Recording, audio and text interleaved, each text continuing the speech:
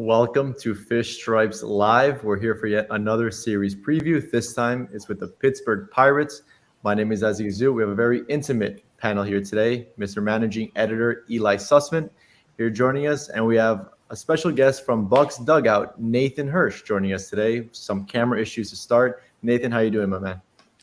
I'm doing great. Not happy about the camera issues, but ready for a fun series. 4 games, a nice long series between the Marlins and the Pirates. Yeah, we're looking forward to it. It's tough news seeing Brian Reynolds going on the IL prior to today's game, oblique injury. We'll get into that in a little bit. But before we go over the Marlins-Mets series, Nathan, if you can just sort of give us the overview on the Pirates season. So yes, this is year 3 of the Ben Sherrington front office GM regime, and I think last year was probably absolute rock bottom for the Pirates. They won 60 or 61 games. They're on a little bit of a better pace this season, 36 games to 50 losses. I'm hoping that they can maybe get to the 70 win total this year, but it's been a pretty frustrating season in terms of, the Pirates do have some nice young talent, but it seems like the front office kind of gets in the way of itself in deciding to start basically quad A players instead of seeing some of the younger guys. But so far, 36 and 50, not terrible. Definitely a little better than last season, but we'd still like to see more. But it is still. They're still tearing it down. We'll see what happens this trade deadline. I know you guys want to talk about Reynolds, but personally, I would hate to see him traded. Yeah, Romeo bring up a good comparison there to the 2018 Marlins. That was a team that still had JT Realmuto, of course. These teams aren't on perfect alignments with the way that they went about rebuilding, but that is a pretty valid comparison. There were some bright spots in that year, but also some frustration that we can definitely relate to. But the 2018 Marlins, that was Yadiel Rivera, that was Odrisamer Despaigne, Isaac Galloway making to the majors for the first time after 11 years in the minors by default. That was Dylan Peters. Dylan Peters was a big part of that team with the Marlins back then, even though they didn't feel all that highly about his long-term viability. And of course, I think he's traveling with the Pirates, even though he's still on the IL for the time. He is, yes. Yeah. Is there any bit of satisfaction with being just a little bit better than the Reds and the Cubs at this point of the season? Yeah, it's kind of like a fun joke to laugh about, saying, hey, we're in 3rd place in the division, and it is definitely a 2-horse race in the NL Central, probably easily the worst division in baseball, I would say. But yeah, the Cubs, they look rough, and the Reds, they just look absolutely terrible. Not a lot to compete with there for the Pirates. But before the season, I think everyone expected the Pirates to be in dead last place among the worst teams in baseball. And they're not good by any means. They're not really quite below average. They're still pretty bad, but they're not historically bad. They're not unwatchable. They're just your average bad team. So there are some bright spots for sure. And, the Pirates, their young players are slowly but surely creeping up. And we see young guys, obviously, like O'Neal Cruz. I'm sure you guys have seen some of his highlights. And Roansy Contreras on the pitching end, although they sent him down to AAA to give him a little bit of rest to limit the innings this season, but he has been solid to watch as a starting pitcher. And they're bigger name prospects. There's still more on the way, such as Henry Davis, perhaps next year. Leover Paguero got a cup of coffee this season. He's in Double-A right now. Quinn Priester's in Double-A. So the help is coming, but it's still frustrating to watch the Josh Van Meters of the world, and just players like that. We had to deal with Cole Tucker for quite a while this season. That was pretty frustrating as well. But there's still a lot of bad players, but there's at least been some bright spots this season. That's right, Vanessa Hudgens' boyfriend. I think we got the opportunity to watch Van Meter pitch against the Yankees, if I'm not mistaken. I think that was him who gave up some long balls to the Yankees. But I want to mention you guys were coming off a very good competitive series against Milwaukee. You'd think the alpha dogs of that division. You guys won 2 out of 3. What did you see from that series from Pittsburgh?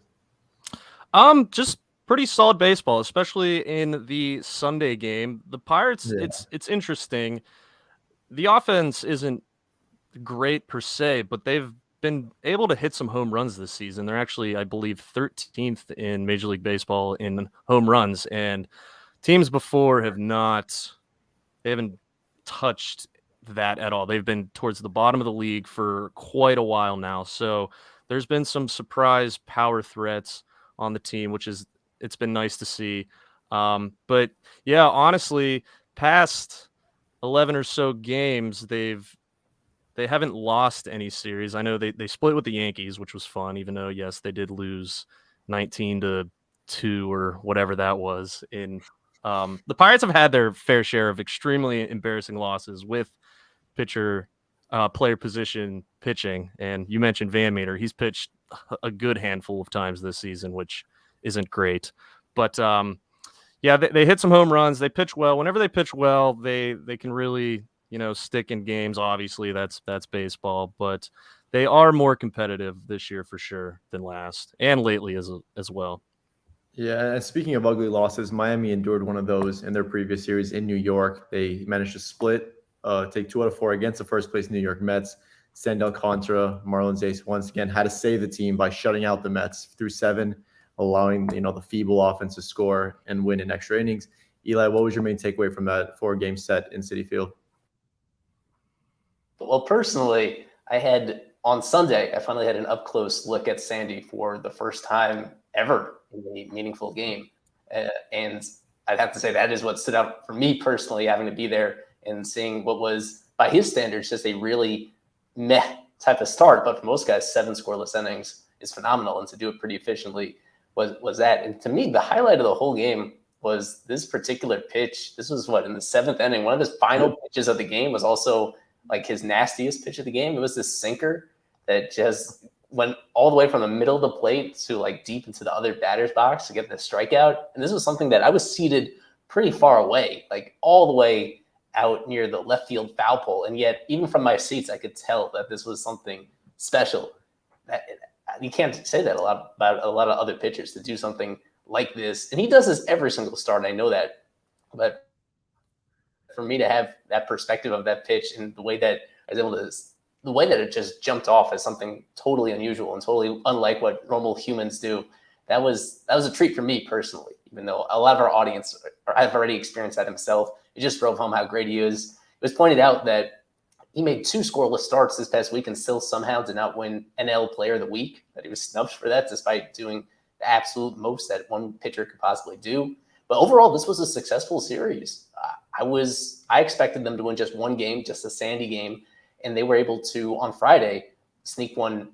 I mean, the Friday and the Saturday game were both coin flips at the end, and they ended up losing one in really embarrassing fashion on Saturday. But I think overall, you take the really far away view of this, and to split a series against the Mets team that was pretty close to full strength, at least offensively, was good. That's what they needed to do. And that, I think that was enough that they're still, I'm really starting to flip around from where I was a month ago, where a month ago I was pretty certain that this season was not going anywhere. And they are remarkably still just close enough to these wildcard spots that as we approach trade deadline season, they are looking increasingly like a team that needs to be buying, a team that is close enough to make that final reach to get the pieces that they need in the key positions that we keep reiterating over and over again. It was not a pretty series, but at this point, when you're this deep into the year, more than halfway through, it's not about style points anymore. It's about winning these games against good teams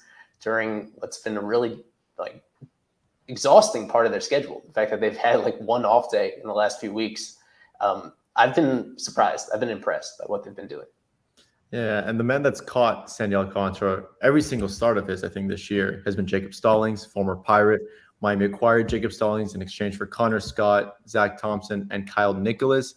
I think we're 5 or 6 months removed from that trade. I just want to get your thoughts, Nathan, I guess, when it happened and how it's shaping up for you guys as of now.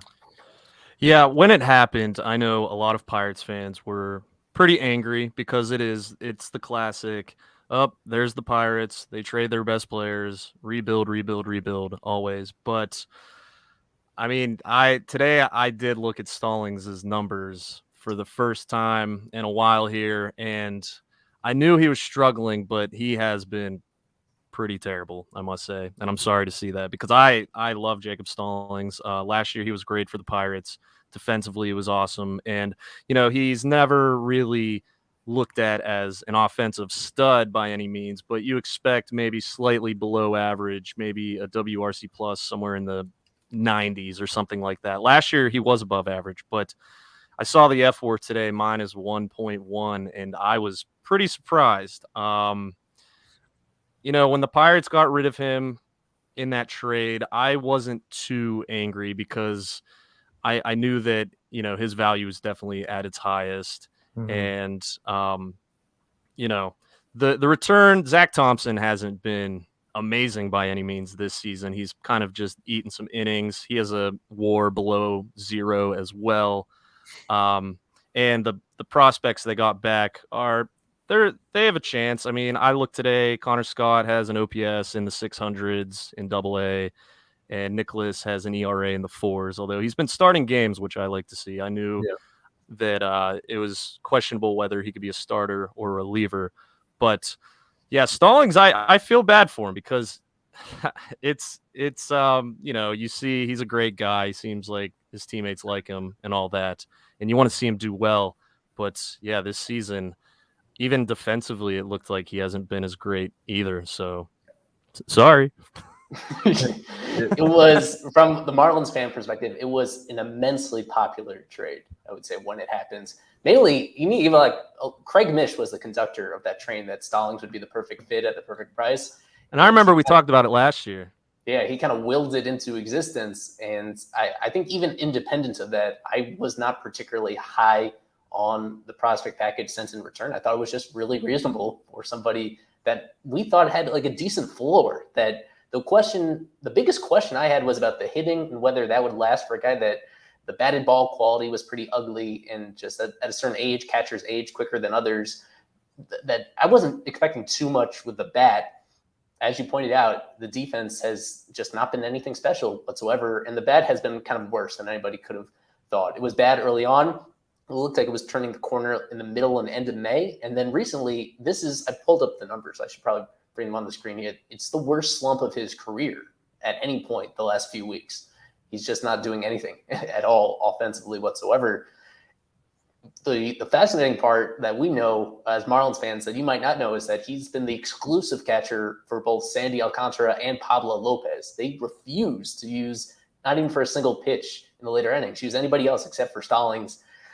It's so hard to quantify that, but I think it's clear that Sandy has taken that leap from being a great pitcher to being the best pitcher in baseball, and he's using his pitches differently than ever before.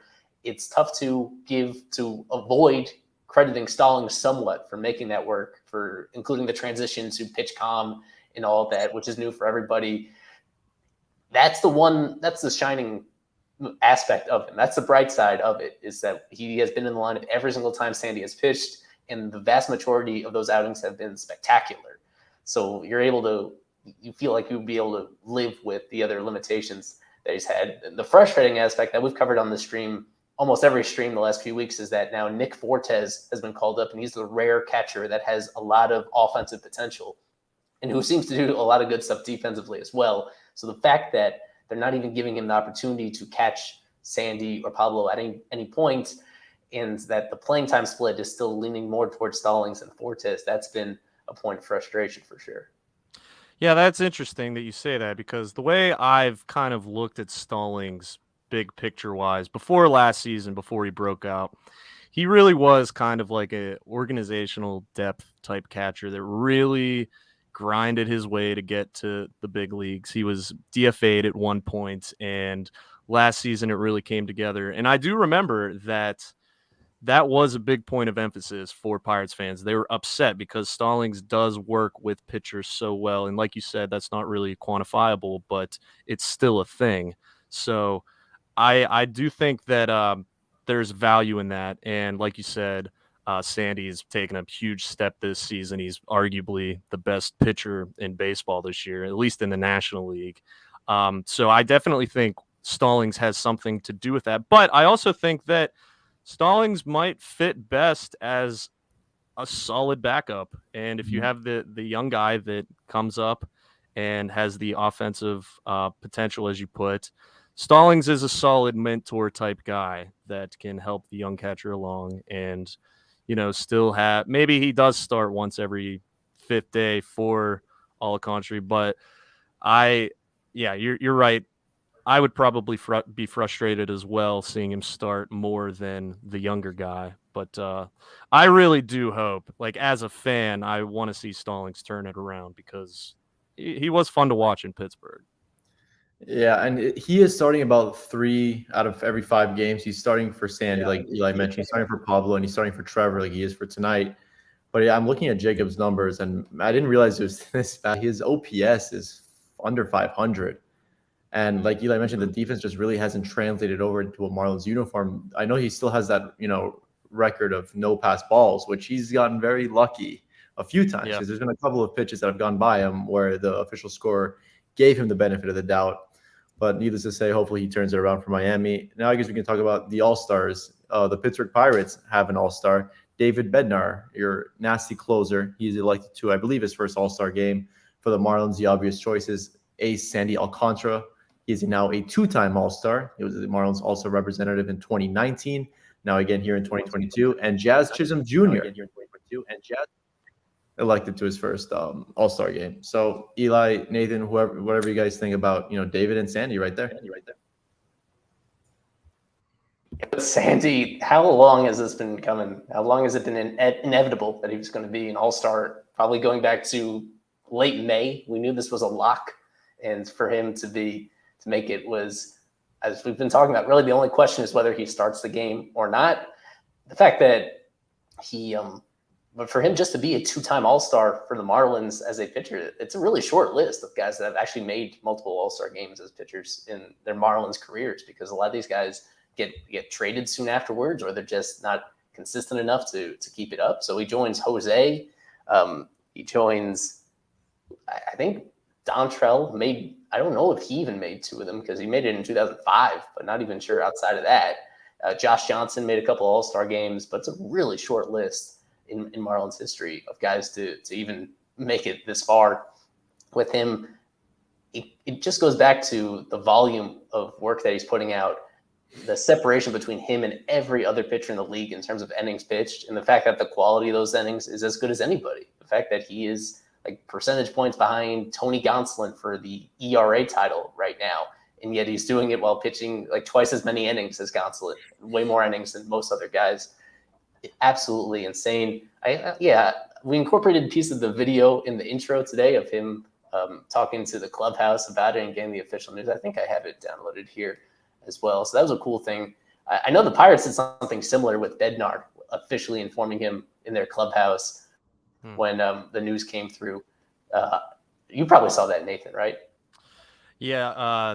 Manager Derek Shelton came in with a case of Iron City Lights for him, and a bottle of champagne. It was really cool to see for Bednar. And was that totally expected that Bednar was going to be the All-Star? Because obviously Brian Reynolds had really picked up his game lately. Outside of that, were there any other candidates that you felt had any shot of sneaking on? I definitely think Bednar was the guy. He was going to be the All-Star because, like you guys mentioned, he is I would say he's one of the best closers in baseball at the moment. He really has held down the back of that bullpen. Besides a few blips, maybe a few weeks ago, he struggled a little bit and he rested a few days to rest his back. But he's been awesome. But other than that, Reynolds had a chance, and you never know with replacements. Perhaps Reynolds, well, at this point, he won't be named an All-Star because he himself is hurt. But there's a slight chance, and honestly, I thought Brian Hayes didn't really have a chance because the offensive numbers aren't great, but defensively, I just think he is the best third baseman in baseball. I can say that confidently. I really can. And borderline the best defensive player at his position in baseball. But, for All-Star games, that's not really sexy, so I didn't really see it. But, yeah, Bednar for sure. And I thought it would just be Bednar. Better than Nolan Arenado? I think Hayes is better than Nolan Arenado, and wow. I think all Pirates fans feel the same way. You look at all of the metrics, defensive runs saved, the fielding Bible, they have all that, and they had Hayes as their Gold Glove last season, and Hayes missed a few months with an injury. So I think this season will be the season that Hayes upends Arenado's. I don't know how many straight seasons he's gotten the Gold Glove at third, but if it's not 10, it's close. But yeah, I think it's 9 if I'm not mistaken. Yeah, I think this is Hayes' year, though. I really do, and definitely biased, but he is that good. And watching him and Cruz on that left side of the infield, that gives me somewhat hope for the future because Cruz at shortstop has been really solid too. Sorry to go off on a tangent here, but just watching him and Hayes covers so much ground. He makes shortstop an easier position for his shortstop. So I love watching him play third base. I'm very glad you mentioned O'Neal Cruz. It's unfortunate I don't think he's in the lineup tonight. I didn't read anything about him being hurt, but I just saw this highlight of him hitting a home run in Milwaukee yesterday or the day before. Basically a check swing, and the ball flew out of the ballpark so quickly. Just how has it been like? I know the power is insane, the speed is insane, the glove, like you mentioned, is crazy. What's like the ceiling for a guy like O'Neal Cruz? Honestly, I think he has. I mean, I don't want to sound crazy. I think he can be like the Pirates version of Fernando Tatis Jr. in terms of playing shortstop while having 40 home run power. He's not as polished as Tatis was when he came up, but it's funny because the big question with Cruz has always been, oh, he's 6'7". How is he ever gonna be able to play shortstop long term? But watching him play, it looks natural. The arm is crazy, as you mentioned. I think it was in his first start this season. He threw the ball across the diamond 96.7 miles per hour. His speed is insane. The exit velocity is absolutely insane. He definitely, he still has to learn how to control the zone and hit consistently. But when he makes contact, like you said, that home run yesterday, he barely swung. He flicked his wrist on an outside pitch and just roped it to center field on a line 420 feet. Just not a super high launch angle, anything like that. He has the abilities for sure. And I mean, he's worked really hard too. He wasn't a top prospect at age, as a teenager getting signed by the Dodgers, and he pretty much was just a lottery ticket type prospect. He was traded for Tony Watson back in 2017. So he's really worked his way, and yeah, he's crazy to watch. He's not hurt. I would just assume he's out of the lineup tonight because it's a tough lefty, and get him the night off, and he'll be back in the lineup this series for sure. But someone like him, it is a huge breath of fresh air just to have kind of like a super prospect like that. And I don't think, like, he definitely has a floor for sure, and there is a world where it doesn't work out. But if it does work out, I think he could be one of the best players in baseball for sure. I was going to say the same thing that John Rodriguez said about Trevor being a tough lefty this year. He was obviously an all-star last year, but it's been a sophomore slump, a pretty significant one. Even though he's still in the big leagues, he's stuck in their rotation. This is going to be pretty important. We'll get to this in a little bit, but how important it is for him to, against a not the most talented lineup tonight, it's important for him to really straighten things out and finally have a convincingly good outing. Yeah, and just to finish up on O'Neill, in just 75 at-bats, he's already produced a .8 wins above replacement, which is just like crazy to me. Yeah. And yeah, you mentioned the strikeout controlling the zone. He has struck out 27 times in 75 at-bats. So that's something that, if he wants to be that sort of superstar player, he's going to have to tone down a little bit. But from all the measures, he has every single tool in the toolbox, and it's going to be really exciting to continue to watch him. I think it's time for maybe lineups after the break or now. We could go into that now without a form. I guess the one thing that I will touch on that I probably should have been more prepared about is this super follows thing that we set up on Twitter earlier this week. That I've done a bad job like promoting it on the site and on our Twitter account as well. But for people that enjoy the way that we tweet about stuff and covering the Marlins, we set up a new subscription service through Twitter that they got us in that includes.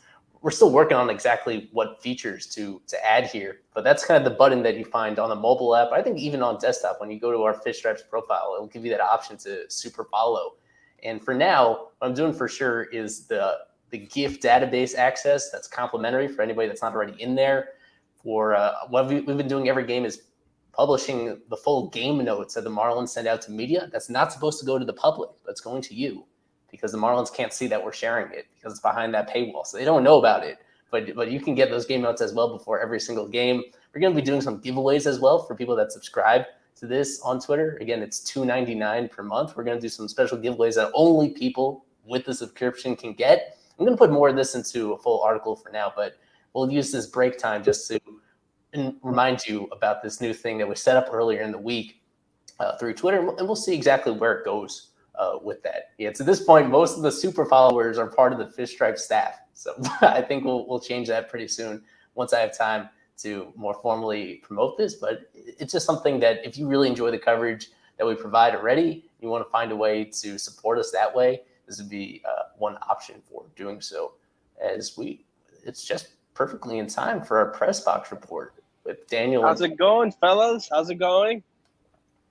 We're here with Kevin. He's currently eating his pub sub. I don't know if you can see that. But we're not going to have a food review today. Like, everybody looks good.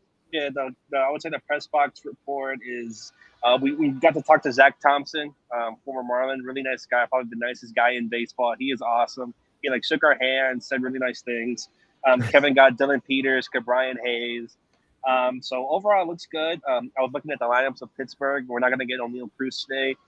They have Vogelbach as their their cleanup guy. So the Marlins look like this is probably their best time to really take advantage of Pittsburgh. The rotation for Pittsburgh is not the best. The only player they really have to worry about this series is David Bednar when if he comes in. And then also Brian Hayes, because another great young player, similar in vein like Jeff Chisholm. But overall, it looked like to be a good series. Kevin and I put our predictions in the video, so I said that to Eli, so you probably get that. But overall, it looks good. The Pirates rake Jack Swinski is such a great rookie. But overall, it looks like it's going to be a fun series. But the Marlins should definitely. They look like they're the way better team compared to the Pirates. The Pirates are getting close, but they're still a little ways away. Yeah, that's something that Miami fans aren't used to hearing, calling themselves the way better team. Miami, unfortunately, can't say that about most teams in the National League. I guess the Pirates fall under that category. Daniel, I guess one thing before you go, do you just want to give out the predictions now instead of us reading them for you later? I'll play them. I have them. Kevin and I did a video with a special guest. It's over 30 seconds, I'm stopping. It's exactly 30. It's exactly 30. Hold on. What's your prediction? My prediction? Yeah. 4-game series. MVP.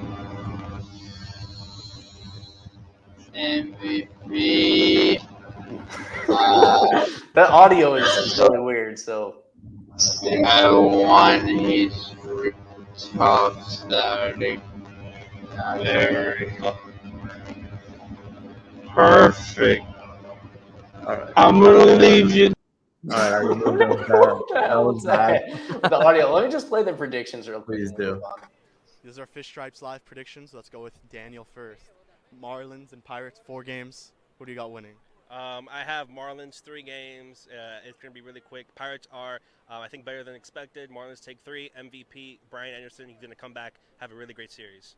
All right, I'm going to go 3 out of 4, and I'm going to go with Joey Wendell as your series MVP.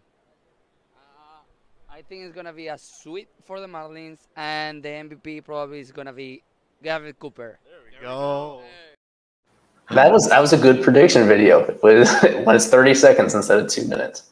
Yeah, wow, that was actually, I love it. Andres Bolivar joining the prediction queue. Love everything about it. But I guess the last thing we're going to talk about is the lineups and the pitching matchup for tonight. Trevor Rogers, like Eli mentioned, in the midst of a sophomore slump. We don't have a starter yet on MLB.com, but it looks like it's going to be Mitch Keller. Nathan, your scouting report on the Pirates starter tonight.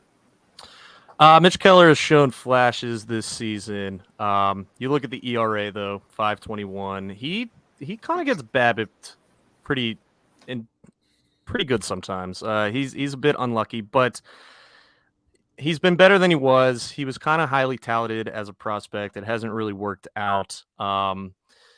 He added a sinker recently, maybe about a month ago, and it's playing pretty well. Sits in the mid to high 90s with the fastball. The slider has a lot of movement.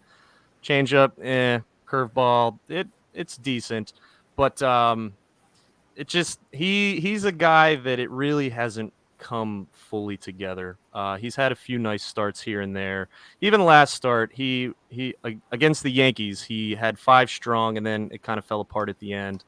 He ended up giving up 4 runs, I believe, and a few home runs. I do think tonight will be a pretty low-scoring game, though. I honestly would not be surprised looking at this Pirates lineup if they score 2 runs or less. I mean, all the Marlins really have to worry about is Hayes. Hayes had a nice game yesterday.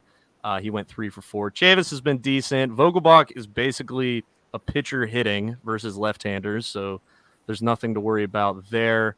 Castillo has pop. You see the 10 home runs. He can get into one occasionally, but if he doesn't, it's all or nothing. And then after that, I mean, Gamel's decent. Van Meter, yikes. Jake Marisnik actually came off the 60-day DL today, so he really doesn't have that many at-bats. And Jason DeLay is just pretty much a random catcher, but the lineup looks pretty bad. Also, Kevin Newman isn't that good either, so that's that. Honestly, it's Hayes and it's Chavis. Those are the big worries, I would say, for the Marlins. Jeez, quite the depressing. I'm sorry. On the Pirates lineup. Yeah, no, that's all right. It's better. It's more, ammunition for the Miami Marlins. Jake Marisnik, former Marlin, he was a part of that big 12-player trade between the Marlins and the Blue Jays back in 2012. That fire sale that began the Marlins' previous rebuild, not the one they started in 2017, but the one they started in 2012. Remember, this happens at least twice a decade, maybe, where Miami does feel the need to reboot. We can go through the lineups like you already went through the Pirates lineup pretty well, Nathan. For the Marlins, Joey Wendell will be leading off and playing second. John Birdie gets a day off. Garrett Cooper, Jesus Aguilar, Abisail Garcia hitting cleanup. Him with his, 5 home runs on the year hitting cleanup. Jesus Sanchez, Brian Anderson. I'm expecting a big series from BA as well. Brian De La Cruz back in left.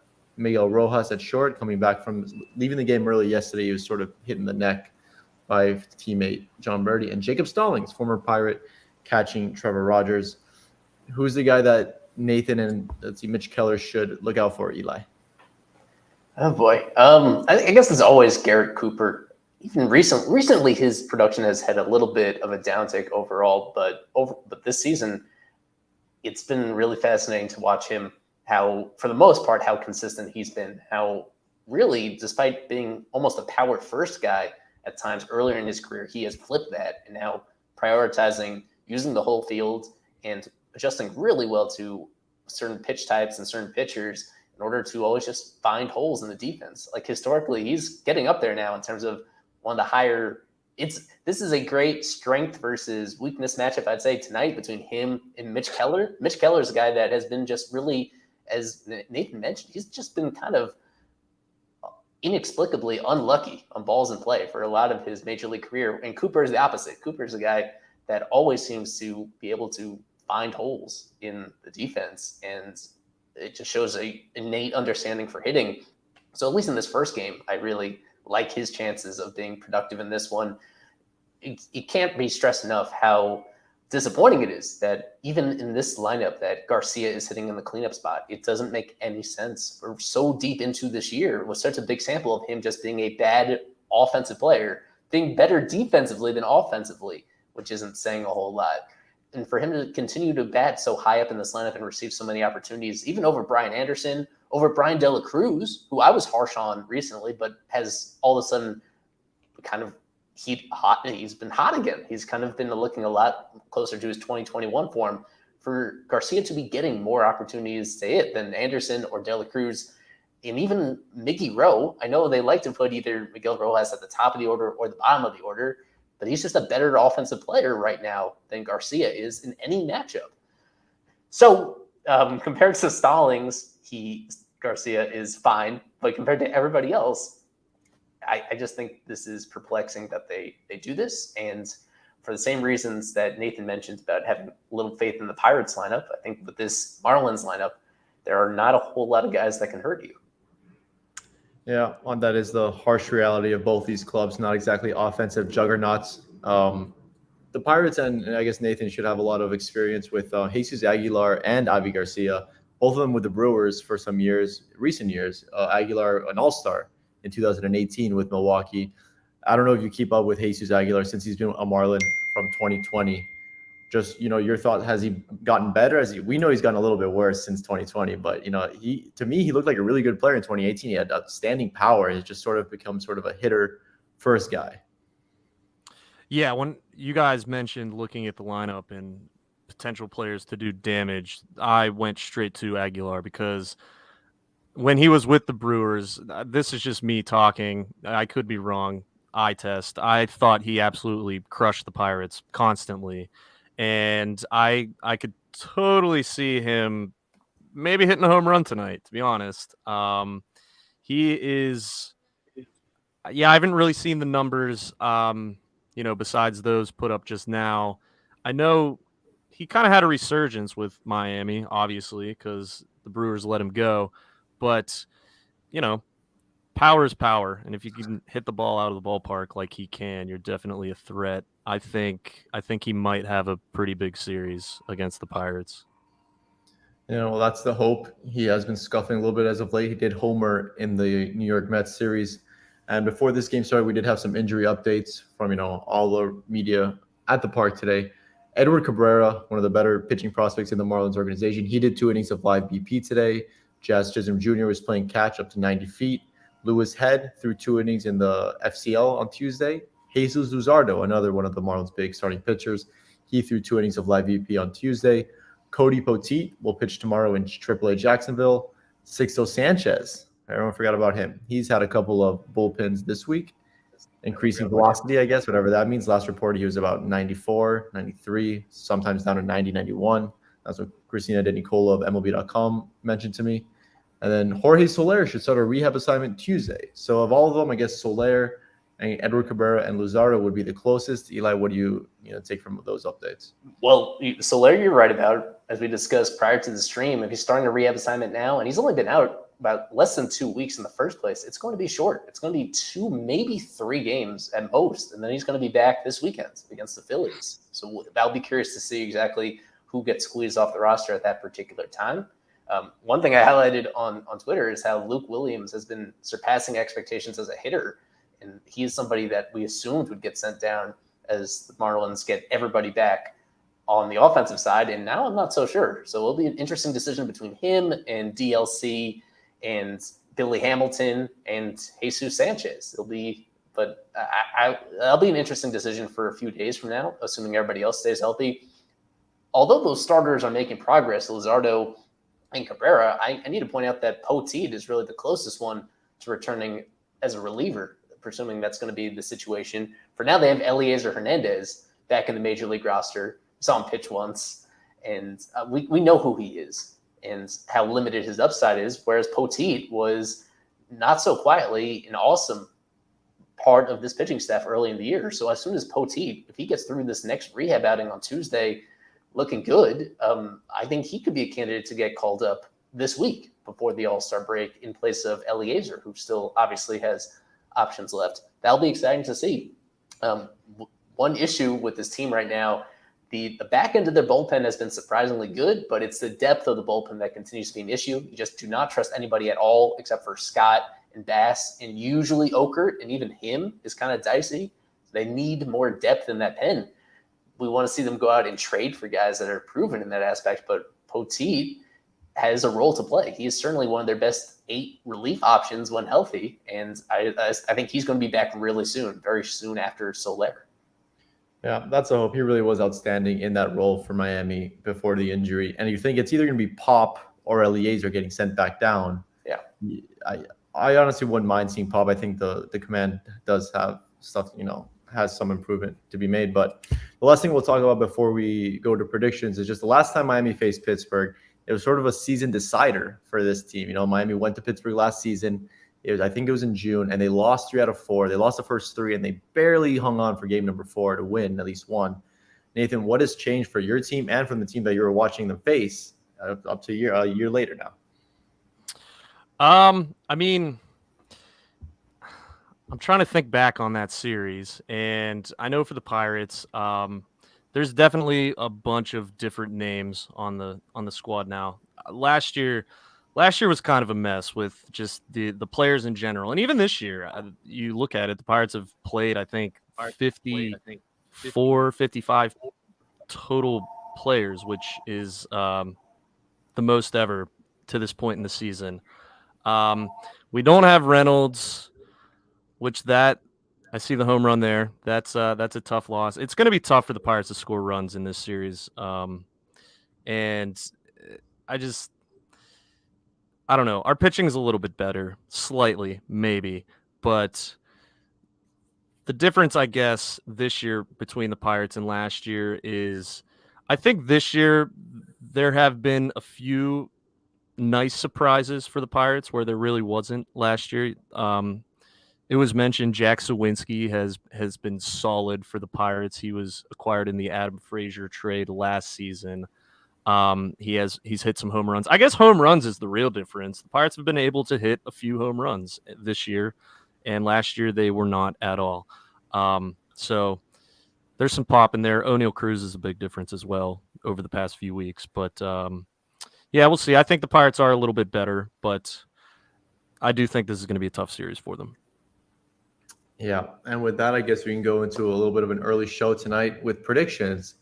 Nathan, every series we predict how many wins, one team or the other will have, and also the series MVP. We calculated that with win probability added. Eli tells us who won that award at the end of the series, obviously. So, Nathan, you're our guest. You please go first. Okay. Looking at it, like I mentioned, I don't love the matchups because the Pirates have offensively a lot of left-handed hitters in their lineup. And looking at this series, it's 3 lefties for the Marlins plus Pablo Lopez, who is awesome.